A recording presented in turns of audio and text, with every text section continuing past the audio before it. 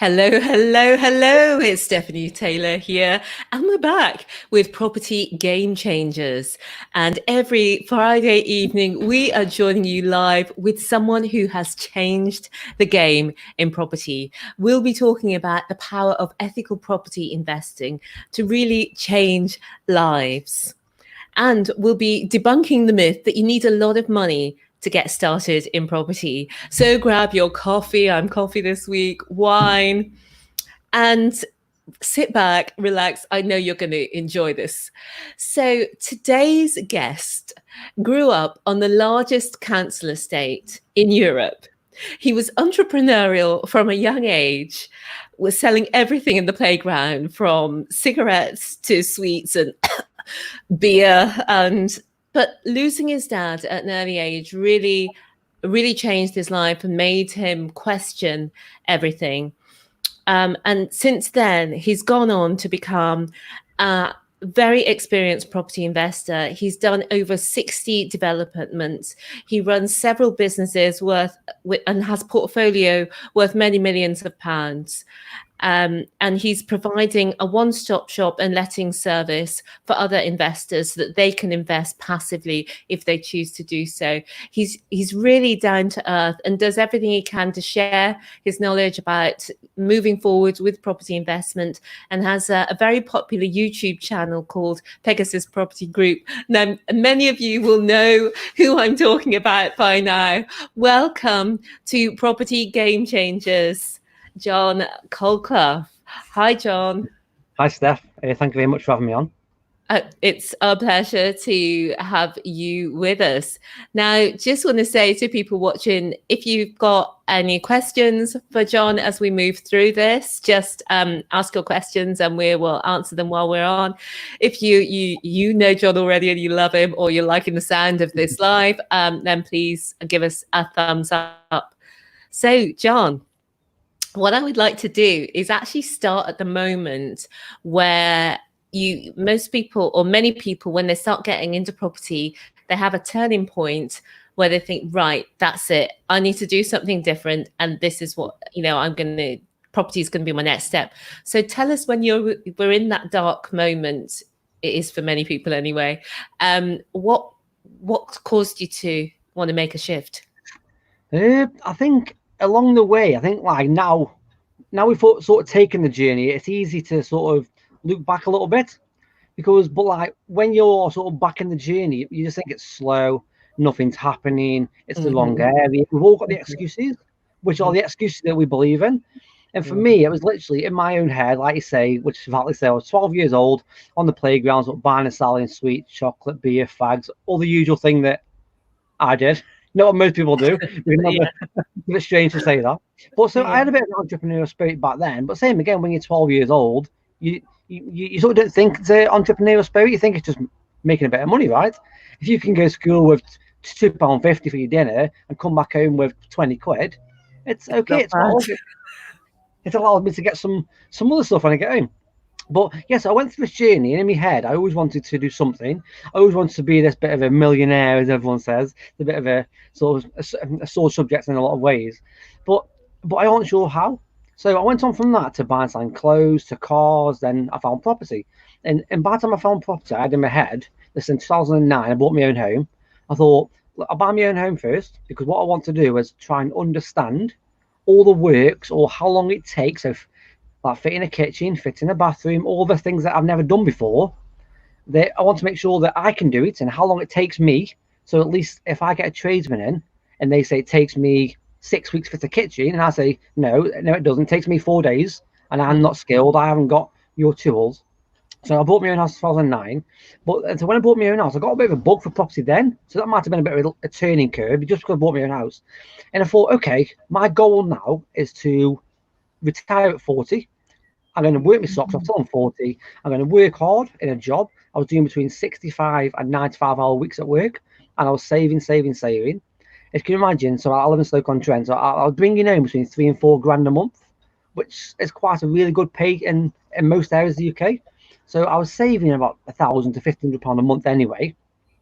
So I was working hard. I did that for 2 years. I saved enough for one deposit, 2012. and then I bought my own house, like my first buy-to-let, let's call it. Same again. I went through the process of fitting the windows myself, fitting the kitchen, fitting the bathroom. I want to understand the process and time to make sure that I've done it twice now. And then I thought, okay, I actually like this, because as we know, within property, everyone says, when did you get started? And it's a bit of a hard one for me to answer, because does that mean when you bought your own home? Does that mean when you got your first buy-to-let? Because that could just be a bit of a hobby that you're testing out. Or was that when you got your second one, because you've actually done it twice? Or does that mean when you become sort of full-time, 2016? So, and I just did that. 2012, bought my own house, worked hard. There was 2014, I bought my second buy-to-let. You can see the process of work hard, save money, buy a house, work hard, save money, buy, and that's what I was doing. 2016, I got a sack from work for doing property. For So what? then I was for doing this, what I'm doing now, so basically, and this is, well, I'll share a story if you want. How long we've got? I'll tell you a quick one. That I turned a job down at 9:30 in the morning for 4:30 in the evening. This is in Birmingham. It was a 4-hour job at 4:30 at night. I said, I'm sorry, I can't go. I've already got plans. I mean, I work in 65 to 95-hour weeks as it is. Saturdays, Sundays, I did everything, call outs. I said, I can't. Obviously, they didn't ask why. They said, okay, no problem. They went away, told the boss, and the boss got on the phone to me, right, okay, John, go home, take your tools off the van, and I'll pick the van up. No warning, no asking why, after 13 years of service. And you're like, ah. But that same again, then it was a nightmare. Now it's a turning point, because I realised that I was only a number. He didn't care about me. He cared about me doing more hours. And when I'm falling asleep at the wheel on a Sunday, my girlfriend's in a passenger, so waking me up from driving like a big transit van because I was working hard. He didn't care. No. But so now I'm grateful that I got sacked because I was super one. That was great. And it was sort of a means to an end, I suppose, because I love the customers that I work for. Because I was a home-based engineer, all the customers were sort of my customers because they were based in London. I was home-based in Stoke, and I was covering Birmingham, Liverpool, Nottingham. It's quite a big area. And I got to know the customers. They're like my customers. They sort of asked for me as well. So that was another training curve. So I suppose we've got all these things along the way. And I went to a training company. I paid a lot of money for training, but same again, people have got a bit of a yes and no about training. But for me, I was grateful. I spent 5 figures on training. And for me, that was a point. Again, I'll tell you, I went to a training thing. I spent 5 figures. I drove home. I didn't tell my girlfriend because I was shitting myself. So on the Monday, they called me for payment. I said, yeah, okay, no problem. I sent my girlfriend a text. I was in the back of a truck in Coventry, I remember. Sent her a text message saying, Jodie, I need 18 grand. I turned my phone off because I knew she was going to ring me and try and give me a bollocking. Yeah. Always man, I met you, right? But I was scared.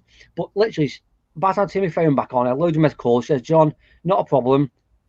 I've got a loan. I say, that's not always the right thing to do, but that's the right thing for me. I got a loan. There's Jodie, my girlfriend, says, I've got a loan. I transferred it to the company and I've got you back. And same again, that was like, wow. All these things along the way that you think, sugar. Do you know what I mean? So I think it all piles up. So I can just talk all day about turning curves and things in the road and the roundabout you come to. But I think we have a lot along the way. Well, I think that let's just go back to that. That's a turning point for a lot of people who give their life to their employer. Yeah. You were already focused, luckily. You were working all of those long hours, but you were saving, and you'd got 2 investment properties. Whereas some people are working all those long hours, but they're not building up the savings because, you need a bigger house. So you've got more children, this, that, the next thing. And the money just goes, doesn't it? Even though you're earning more, you're spending more and you haven't got anything behind you. But they think that their employer is security. And that is a shocking story, but it's not. It's a story that we hear so many times, isn't it? Whereby You're there 12 years. You've worked long hours. You think you know your colleagues. Yeah, And then on the basis that you don't do a long job in the evening without even a buy your leave, how are you doing, John? What's going on with you or anything? Just goodbye. exactly. Yeah. And that's the thing. It's strange because, like you say, it's literally a comfort zone. Well, if I need £1,200 a month, I know if I go to work, I get paid 1,200. My Mm, mortgage is X, my food is Y, me three mm, takeaways a month is Z. And mm, it's okay because it's comfortable. That's what we all enjoy and we like. mm, But like now, perfect time to say this with what's going on in the universe, the world mm, of COVID. Will you actually be going back to your job anyway? Will your job still be there when you mm, go back? Especially now, this COVID has been sketched out all the way till October on the furlough. mhm. So I think a lot of people, probably 2 or 3 million easily, can lose their job. Yeah. Yeah. And so that's why it's always good to listen to things like this to get the understanding to go, okay, what I'm going to start doing is learning, investing, sort of doing something I love. It might not be property, it can be whatever you feel is best for you.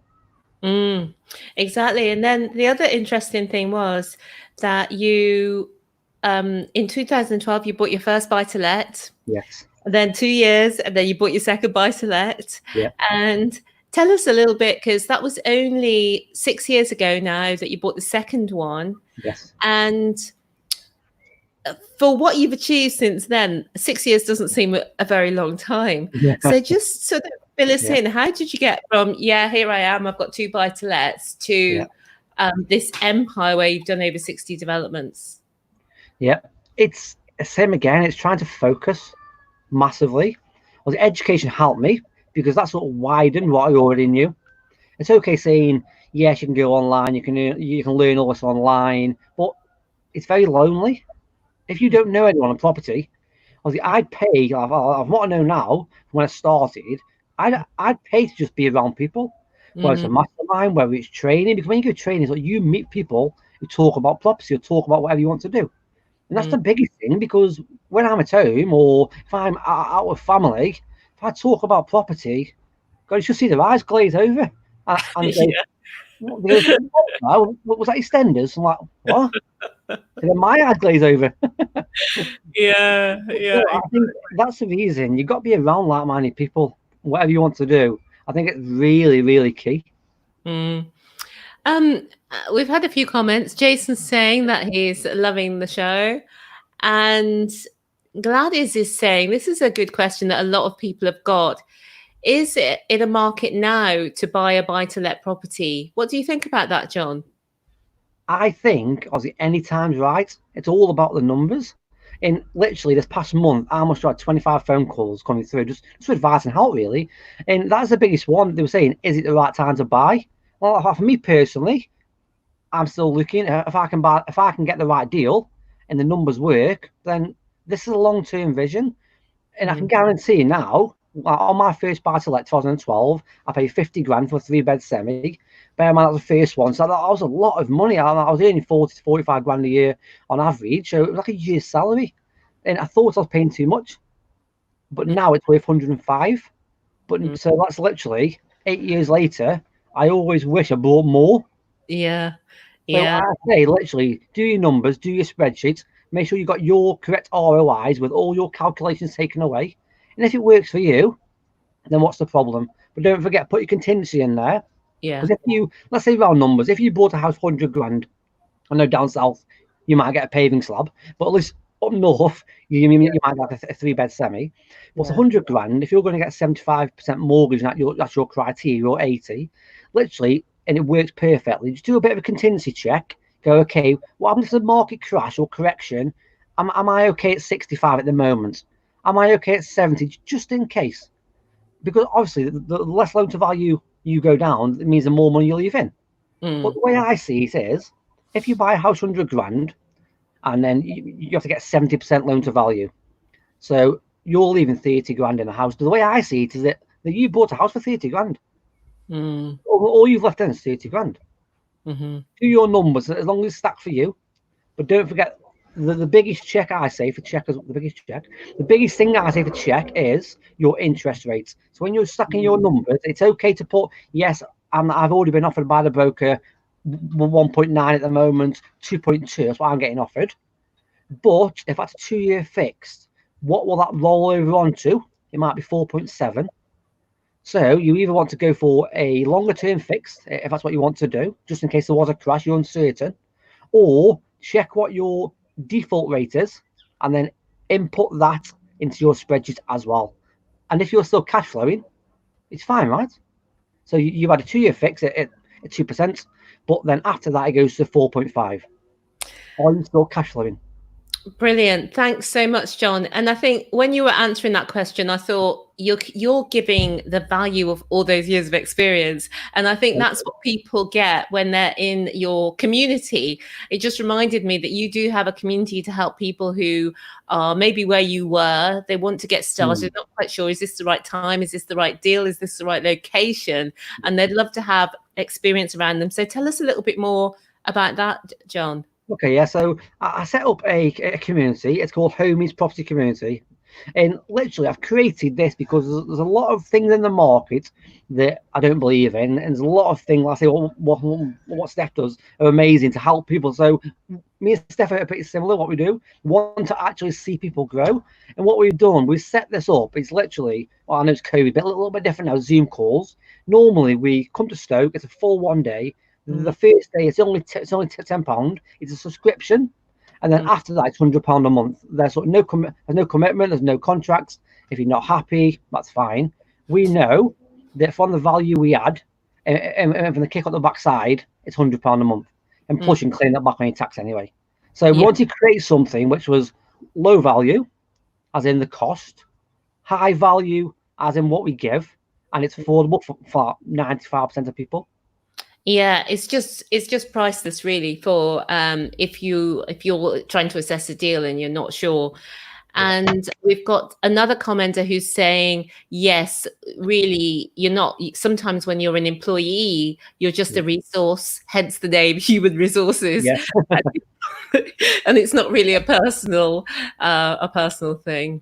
No, of course. No, and like I say, it's what I say. A lot of people get really, really frustrated, including investors who are already investing, but they still got a job. Because if they are, so let's say they live down London, they've got higher cost as outgoings, so sort of they need more money pretty quickly. And the biggest thing that I hope that helps people to learn who are already investors, they go, yeah, but I need to earn £5 a month. I can tell you, everyone who's south of sort of Watford Gap, because that's what the south everyone says, they all want to earn £10,000. Honestly, I've never known anyone south to not say that. And I say, why? But why? I say, just sort of do a bit of red, amber, and green on yourself, work out all your costs, and then go, okay, get rid of the car, get rid of the phone, no holidays, basically scale it all back so it's raw, as in your mortgage, your gas, electric, so no luxuries. That's your red. Then really, that's all you need to be happy and survive. And then you've got your amber, which is where you are now, and then you've got your green, which might be that 10,000. I can guarantee most people are going, oh, I only need about 2,500. And then what they need now is 4, and their stretch is 10. That's definitely a task. Whoever's on here, if you go ahead and do that, just have a bit of a think of where you're at, and actually, what do you really need? So, you were originally, you're there at school, going in with £2, coming home with 20, because of your wheeler dealing, entrepreneuring. And you then went on to a different path to most people, maybe who had a similar background to you, because you're then, I mean, a lot of other people would have been working long hours, but you're then also taking the money that you made from working the long hours to buy property. And was that, and I think you were doing that before you actually got the property training. Yes. So what was training it? was 2015. Yeah. What was it that, that made you go that way, do you think, from your youth? I'm just thinking whether it's a hard question really, because we don't never know, do stuff like that. But it could be that I was just sort of scaling up. I was working on the sort of 1s and 2p's when you're doing the sweets, and then you're doing the cigarettes. You do £50 pounds. And then I was doing little little bottles of beer was a pound or £2. So I think I was sort of scaling up on the pounds, as you may say. But then I went on to sort of trainers and clothes, and that was tens, twenties, and hundreds. And then I went on to card, and it was hundreds and thousands. Wow. So I think it's scaling up, and that was sort of the direction I was going. But in my head, then I was thinking, because I lived in number 10 all my life, like in a house, and I was number 1 come on the market. In my head, as a kid, you know what I mean, or a young person, I was thinking that I'm going to buy the street because I want to play Monopoly, right? I like playing Monopoly. So my mum was at number 10. I own number 1. It's only a small street. Can't be that hard, can it, to buy the street? Yeah. But now what I know, good luck, because the council own half of them.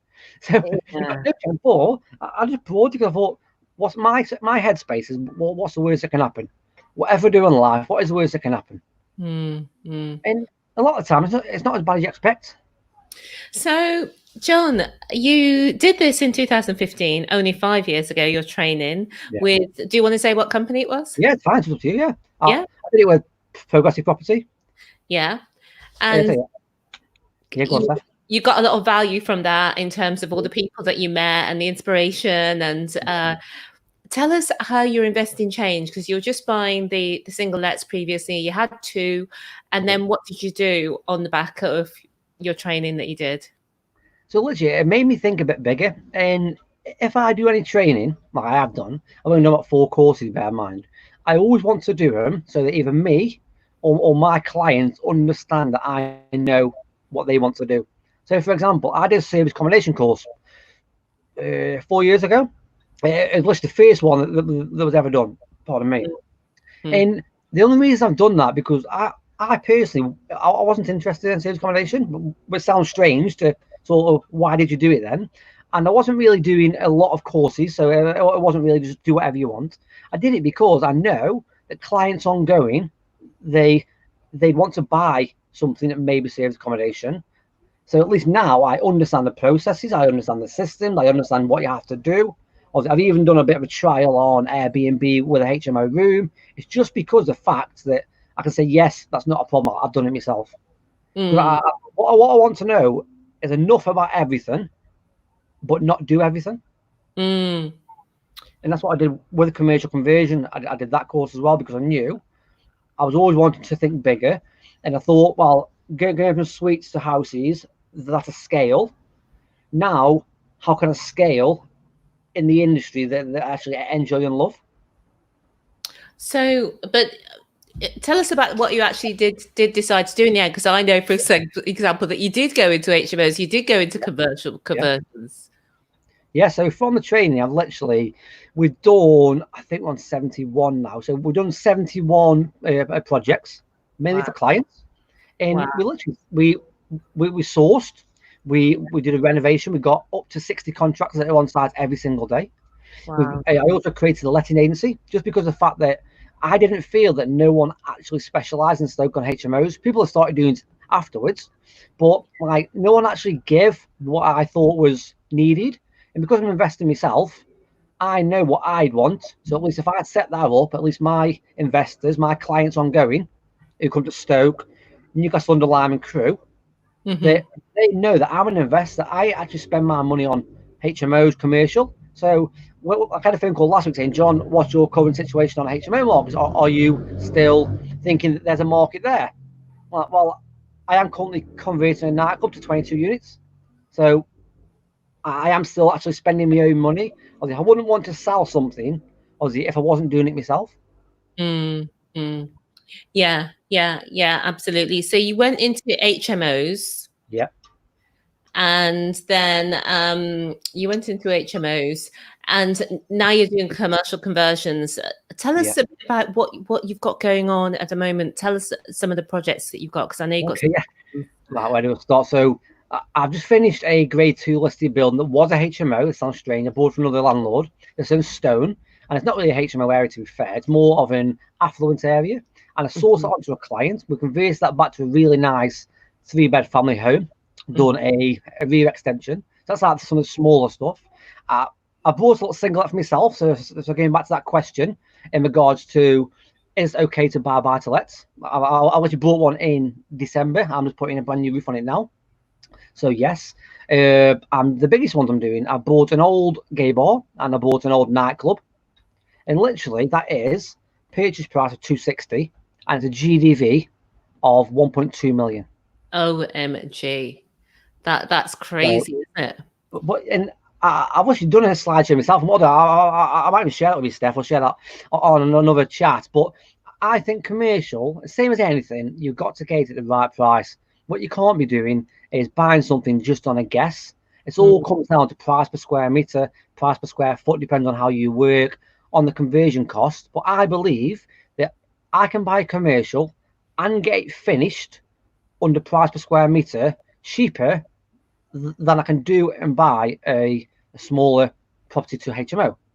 You've got to think though, you need them stepping stones. You can't go. This is the biggest bugbear with me at the moment. I'm getting a lot of phone calls of people that want to get a 7-bed, 8-bed, 9-bed because they want a commercial valuation and pull all their money back out.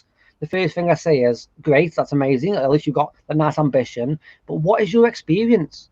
And they go, well, I'm just starting out. I'm doing a bit of training and this, that, and the other. And I'm like, okay, first thing I'm going to say to you, talk to a broker, then come back to me.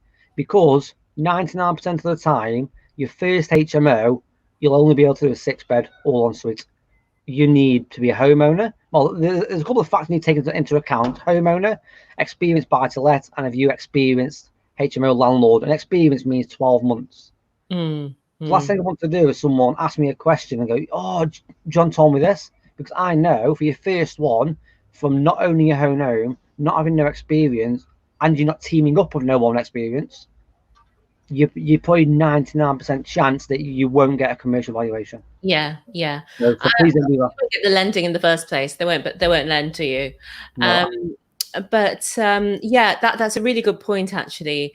But it is quick to move forward because we've been doing it for 4 years, and what we found was when we started buying the properties, and then we ended up with commercial properties, and what we were told was that, or what's common knowledge, and it is true, is that if you don't already have experience with commercial property, that you won't be able to get lending for a commercial property unless you're partnering up with somebody who has experience with commercial property. But we found that wasn't actually the case, because we bought our first commercial property and got it and then refinanced it. And I suppose the second one, it wasn't really a problem. But because the broker is really important, because the broker puts the story together of your experience and packages it up for the lender. So in that way, our rent-to-rent experience, which people said would not be able to be taken into account, was taken into account because we were managing very similar properties to the property, multi-unit blocks. Basically, we were managing very similar properties to the properties that we were going to be buying, and also we had done quite significant refurbishments on similar properties. So I agree with you. And that's a good thing, because like I say, a lot of your audience, a lot of people start off with smaller money. So rent to rent is a key to sort of like getting that experienced. Because when they say, have you got experience as a landlord, they aren't saying, have you got an experience of ownership? Being a landlord can be literally one rent to rent, and literally you've managed that for 12 months. That's experience, right? Some lenders would accept that, but a lot of lenders do want you to own it. But some, so that's where the broker, I think, comes in, because they will know what lenders might lend. So I think, I agree with you, John. People do need to have big ambitions, but I also get a lot of those calls from people who are just learning about it and then want to invest in an HMO, spend 150k or maybe 100k, get a 6-bed HMO in Wales, refurbish it and get all of their money out within, a year or two. Well, within like 6 months sometimes. It's just, you can get deals like that. But it's just not an everyday occurrence. Of course, yeah. And that's why I say that like I said, it's really key that your broker, so sort of doing your checks on your exit, as in your mortgage, is just as crucial as doing your checks on the beginning, on the purchase. So if you talk to your broker, say, yeah, you're fine, up to a limit, and that's great because you've already pre-agreed at that time. Things change with the market, but you've already pre-agreed from your broker, who's a professional, saying, yeah, I think that I can get you a commercial now due to X, Y, and Z. So it's definitely key. I just want to go back to this. So for people who, have got a bit of experience behind them, or they're partnering, maybe they're bringing the money and somebody else, maybe somebody could partner with you, for example. I know that you do this, people who want to invest and have funds, but they need somebody with the experience that you've got to be able to take it forward. So tell us a bit more about the property where it's 260, did you say, thousand, and the GDV is 1.3? 1.2. 1.2 million. So tell us a little bit about what kind of the property was before, what the what you're planning for it, and about refurbishment and so on, and how's COVID been affecting you throughout? So so this one's a strange one. So this is where commercial can be more tedious, it can be more longer. It's where with commercial you need to do a lot of pipelining, because this one was probably, the things that happened to this one was probably everything in a commercial way. And the reason being is we got the offer accepted, subject to planning. So, pardon me, most commercial agents, they normally expect subject to. What you'll see is it leaves an offer, say 100 grand, unconditional, which means it needs to be a straight purchase.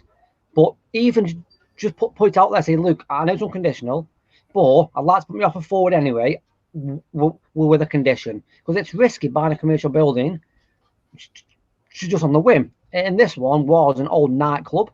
It was in Stoke Town Centre.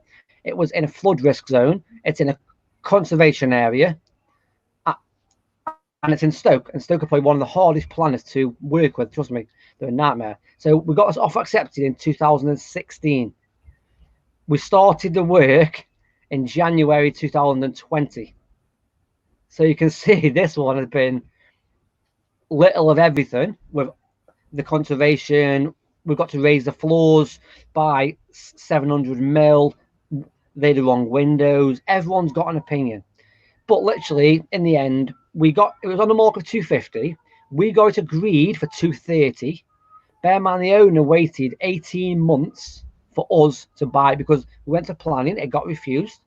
We went again and we got it passed. So what I kindly did is I rung up the agent and gone, hi, Mr. Agent, I always get the agent involved. It's a good thing to do.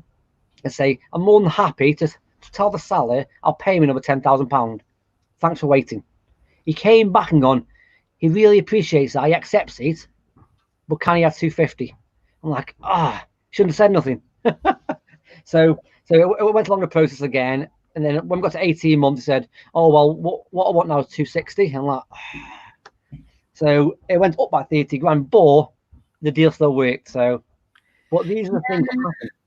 Just shows you. Sometimes I'm like you, John, and you offer too much, and then you But anyway, it still works is the main thing. And we bought that for 260. We're spending just under 650,000 on the renovation. It's going to be worth 1.2. That's a 7-bed. In this way, you need to work with the planning as well. It's a 7-bed HMO on your left. It's an 11-bed HMO on the right. At the rear, there's 2 1-bed flats and there's 2 studio flats. There's nothing stopping us ongoing to create more units in the building.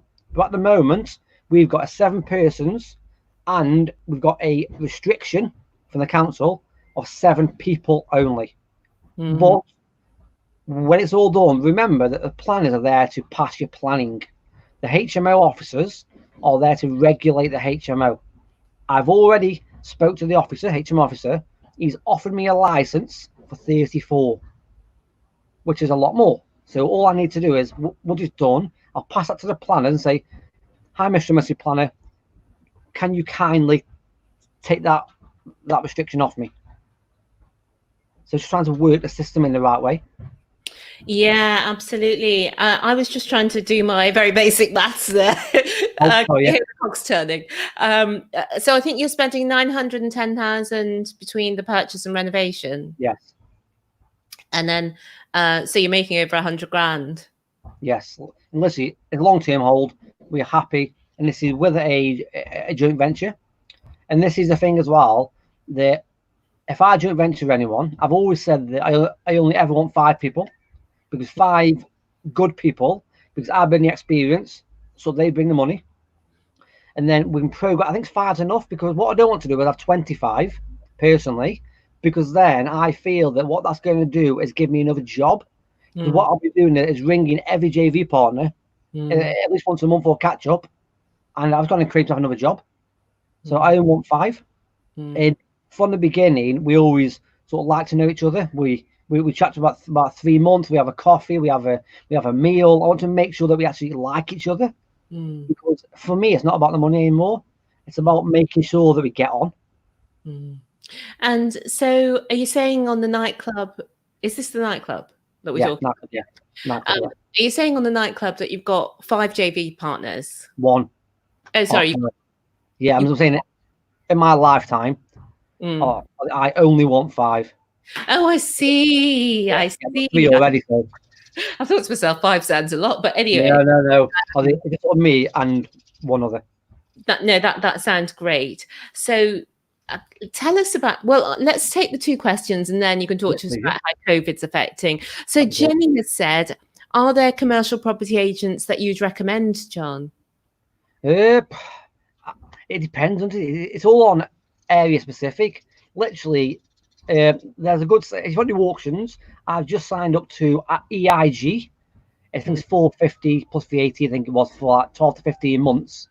And that shows you all the auction properties, all the commercial ones that are going to auction. But literally, whatever area you invest, just go on Google, type in commercial agents. Normally, your commercial agents aren't on the high streets. Normally, your commercial agents are sort of back streets. They're on the industrial estates, things like that.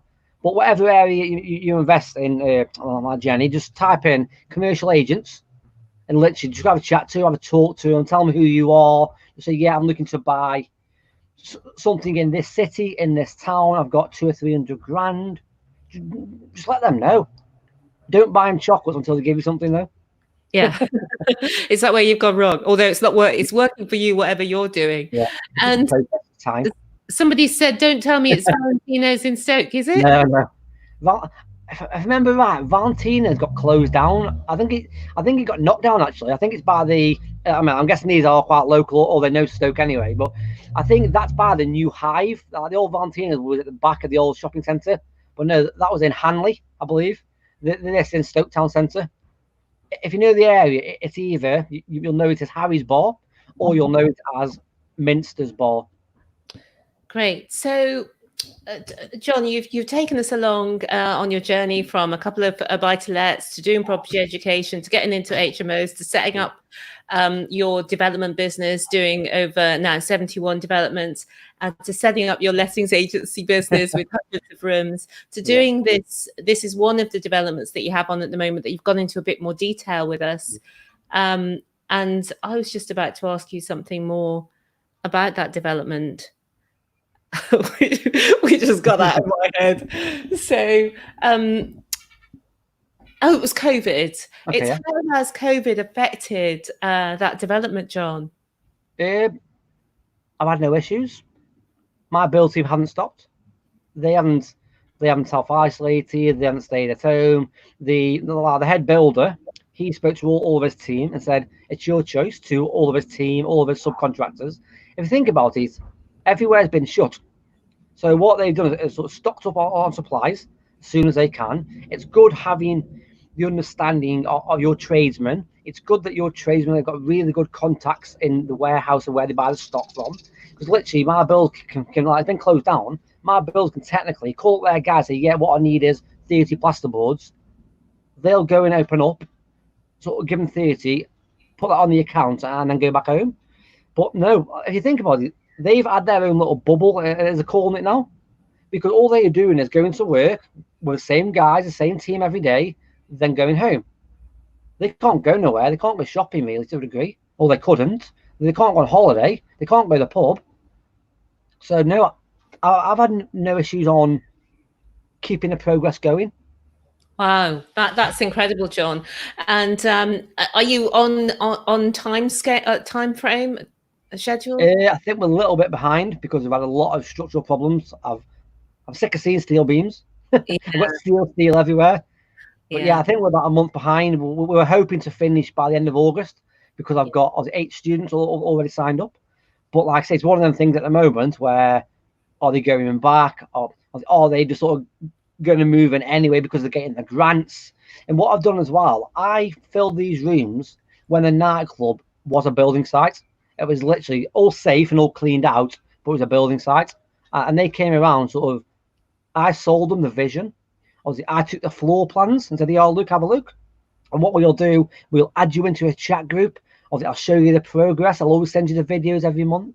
So they feel part of the building now. So every single month, they're like, "Where's my video?" So they're excited to see the next video, which is good.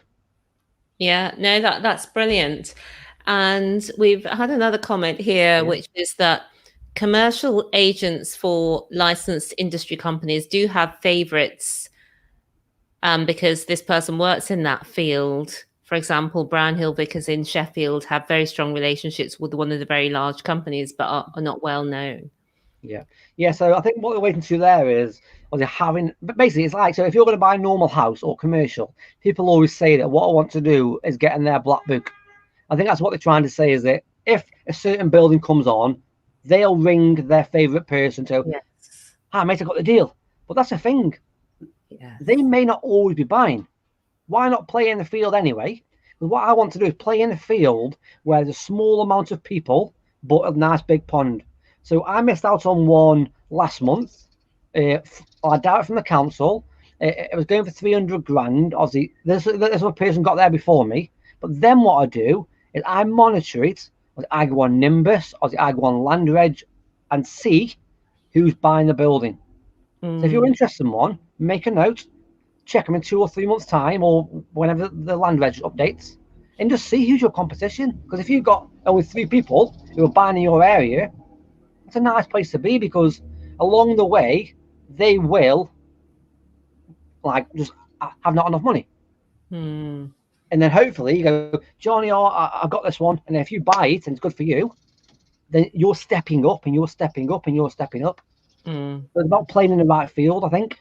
And at least if you're working the numbers and you're putting the offers in, at least it's showing that agent that you are there still. And the other interesting thing, or the other thing to remember, is that to get into commercial, you don't need to start with, like you're obviously doing a massive nightclub where it's got, it's going to be 7 units over here, 8 units over there, this number over here, and the rest of it. That's a big undertaking for anybody. But you could just start off with a shop in the flats above. Of course, And anything that you buy like that is going to be less, it's going to be cheaper than the square footage for resi, and there's going to be less competition to buy it. So it's really interesting. One of the key things of that as well is, so for example, there's a place in Stoke, it's in an area called Longton. Whoever's on it knows Longton. It's the old job centre. I saw that times goes, but it's about 1.5 years ago, maybe 2 years ago, it was almost about 1.2 million. Okay, now, well, this was about 6 months ago, it was on for about 500,000. Wow. People think, why is it dropping that much? The reason being is the empty building isn't the value, it's the contract that's in place already, like the lease. Bear in mind, it was a job centre. Back when there was loads of job centres in the day, they took out 25-year leases, 35-year leases. 25-year leases weren't uncommon. Them 25-year leases are still ongoing. There might have been 5 years left on a lease. And if the government is still paying 90 grand a year rent for the next 5 years, then there's quite a lot of value there already. Plus the 500, with all them 90s, 450, you've already got £1 million.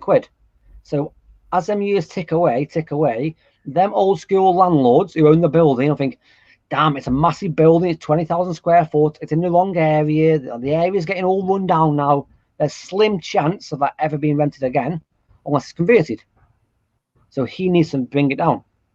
And that's the reason why, over time, they will bring the value down. So that could be another option. I could talk all day about this.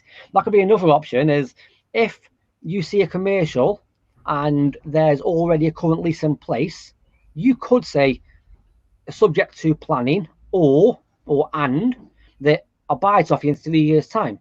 because the owner knows in 3 years' time you're already going to exchange delay completion, and he knows that he's still going to get that contract that's in place. So there's no loss to him. He might get 90 grand, 90 grand, 90 grand. That's 270 grand extra, plus your pre-agreed price. Yeah, yeah.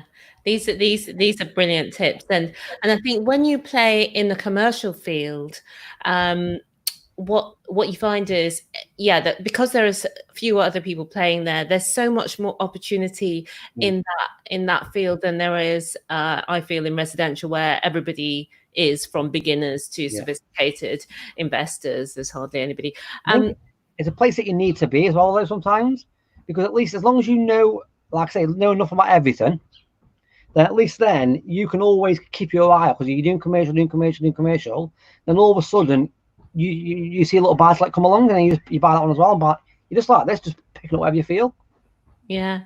And I'll just say hi to Stuart, who's watching. Thanks for your comments. And also, we've had a question from Jenny as well. What is the minimum deposit on a commercial property?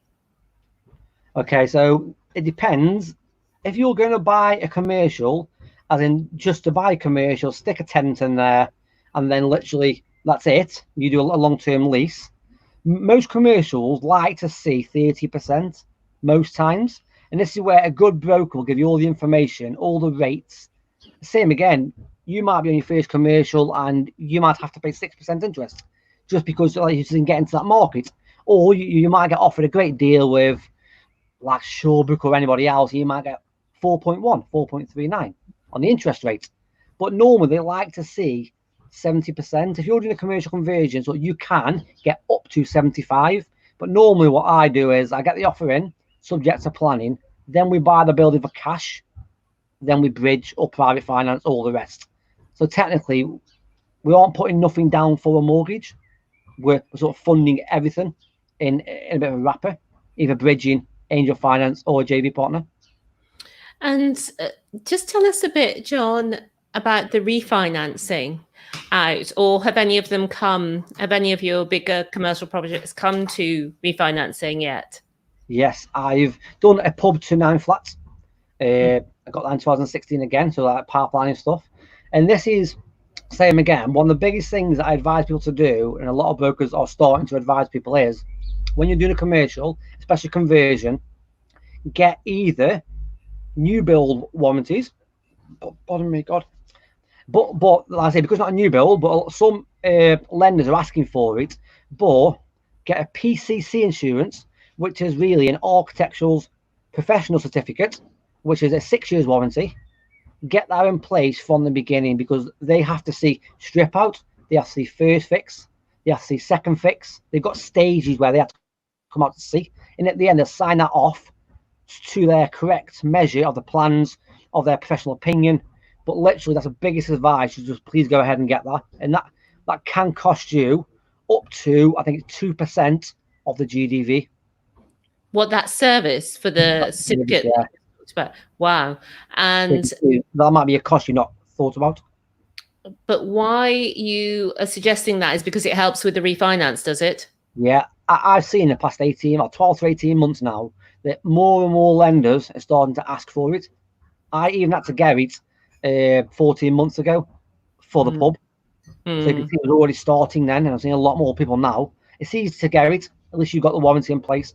The last thing you want is you go to get the exit, and you go, oh, I got insurance. Have you got the warranty? You're like, oh, no. Now what do I do? Then you're going to pay a premium, because everyone knows that you need it. The project's done. Then obviously the price is going to go like this. Brilliant. Yeah. Well, it's been great having you on, John, and I find your story so inspiring of being in a situation where I'm sure that you might agree most of your school friends are not in your situation right now. And not only did you start off like a lot of people do with your buy-to-lets, you scaled it up from there, over 71 HMOs, some of these really big commercial conversions, but also you're giving great information on your YouTube channel. And also, we haven't mentioned, we ought to, the Facebook group, the HMO Heroes Facebook group, which is a place where people can also go to learn more from you. And we did touch on earlier also your homies property community. Now, what we talk about in Gamechangers is the way that property can really change your life. It can change our lives, but also, we can change in our communities and in the wider world. So, John, can you tell me a little bit about how getting into property fully, more so in 2015, has changed your life? Yeah, it's massively helped, to be fair. And the biggest drivers, and this is where it goes for like changing my life, is my dad died in 2007, 44 years old. Obviously, unexpectedly, working away down in London. He was in a hotel. He went to sleep, and that was it. He never woke up. And back then, I was younger, and I thought it was my fault, thinking, why wasn't I there? I would have drove down. I'm sorry, but that's bullshit. It was in my head. But then when I got over that, 2 years later, my granddad died in Spain, and it was expected because he had cancer anyway, so he was ill. But I mean, we didn't want to lose anyone. But I say it's the worst thing that happened to me, but the best thing that happened to me, because as soon as my granddad died, that gave me the second kick I needed, because of the fact of my granddad was ill, and my mum was already out there, sort of with my granddad, and literally what happened is the flight was 50 quid cheaper on the Friday than on the Wednesday. So I was like, yeah, it was Tuesday, I'm going on the Friday, and guess what? My granddad died on a Thursday. So I missed him. Yeah. But the biggest issue there was I was thinking about the money, and that's why now I don't care about the money. I want to make sure it's right, and I want to make sure that if someone needs me, someone needs the help, I don't care. I can drop everything and go. That is that bit of a freedom thing. Because now, if someone run me saying, yeah, someone's ill in your family and you live in Spain, then that's it. I'll be gone. I'll be flat in the morning, so no one can tell me no. No one can tell me I've got no holidays. I can't say, oh, I can't afford this anymore. It's 50 bloody quid. Who cares? And think about that. If you think that 50 quid is worth more than seeing one of your close family members, that's me. I'm the idiot. But it was all in my head. It's all mindset. Save. 50 quid. So that helped me to change my mindset and change my life as well, just by doing property. Oh gosh, that's such a moving story because I think we can all feel you there, John. And sometimes it's just these decisions to invest. We choose property that give you that freedom to be able to actually be there with the people who you love and who love you. And I'd say that to everyone who's listening and do in the future, don't let something like that happen to you to make you change. Start changing now, so at least you can plan or hopefully have enough to do what you want to do. Exactly. Thanks for sharing that story. I've just got another question, which Fungi is asking, what's the name of the Facebook group, please? So I'm just going to put that back up. And it's the HMO Heroes Facebook group that's hosted by John and myself. And also, let me go back to the comments because I think there was another one. Yeah, and Fungi's also saying thank you very much. So, John, we're going to bring it to a close. But before we do, are there any books or podcasts? Because you've got an incredible mindset and work ethic. Is there anything you would recommend for people who are getting started? It depends where you're on your journey. I think sort of most property investors have started off with the usual, like the rich dad, poor dad. If you haven't, it's always good to start off with that. And I know I've done a lot of books and a lot of audio ongoing, and I do a lot of sort of YouTube sort of like motivation as well, which is really good. A lot of people like Steve Harvey is really good on things he says and his ethics and stuff like that. But one thing to look out for now, I'd say, and I forgot the name of the person, but it's called Profit First. Yeah. Mike something, and I've got a name. So something along those lines. And that's the one that not a lot of people have heard of, but it's something to think about. And it's about taking your profit now. So it might only be so when all your income comes in, take a 2% profit. And then if there's enough, great. Then next month 4%, next month 8%, to a level where you're happy. And if you haven't got enough profit, it means you need to earn more. You need to work harder. You need more deals. And that gives me the drive to going, right now, I want to be at 25%. I want to be at 30%. You want to drive. So, no, I definitely advise that book, Profit First, Mike, something. Michalowicz. That's the one. That's the one. I might be butchering it. Yeah, we've told people about your own YouTube channel. If people want to see some of these developments and actually see you walking around and showing the properties, then it's the Pegasus Property Group. Yes, correct. Pegasus Property Group YouTube channel. And thanks so much, John, for being a property game changer and also for coming and spending your Friday evening with us. Is there anything you want to say as we part? No, I'll just say that I'm really thankful for inviting me on, Steph. It's been great speaking to you. I hope people have got a lot of value. And don't forget, sort of don't let that 50 quid sort of be your last call. Yeah. And you've heard all of the places where you can get a hold of John. John is very, very giving with his information. And I think the YouTube channel really should be your first stop, Pegasus Property Group, if you want to find out more. So for now, it's goodbye from John. Cheers, Steph. Thank you very much. And also goodbye from me. I will see you again next week when we'll have another property game changer joining us. Bye for now. See you soon. Bye.